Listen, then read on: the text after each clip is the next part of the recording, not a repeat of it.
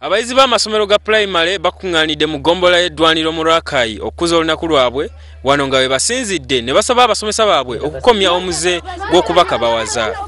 Okusinziira ku bayizi, abasomesa babatuma obuli mulimu mu maka gaabwe eyo nga gye bavumbagirira ne babasobyako. Ekintu kino tekikolebwa wano wokka oba oliawo n'amasomero amalala gakikola naye nga bitera kubeera mu masomero oba oliawo ag'emu byalo.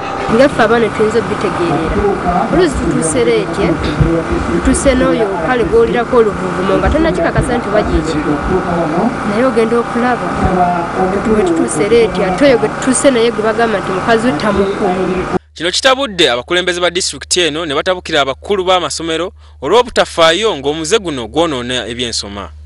Omubaka wa Pulezidenti mu kitundu kino David Kaboyo agamba nti emize gino singa tegirwanisibwa ebyokusoma kw'abaana abazadde babyerabire kubanga abaana bangi bagenda kuba bazaala bannaabwe.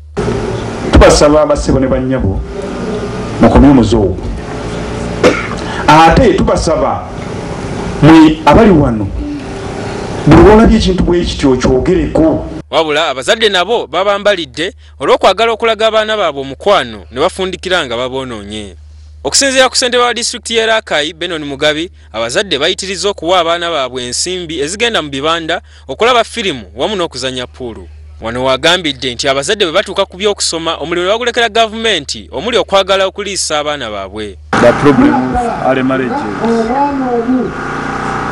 The parents have a habit of sending their children to early marriages, and then after they become a problem of the community. Abakulembeze b'e Rakai baweze okuvunaana abazadde abasalawo okufumbiza abaana baabwe nga tebannaba kwetuuka olw'okuba bakooye okuweerera wamu n'okufuna ebintu.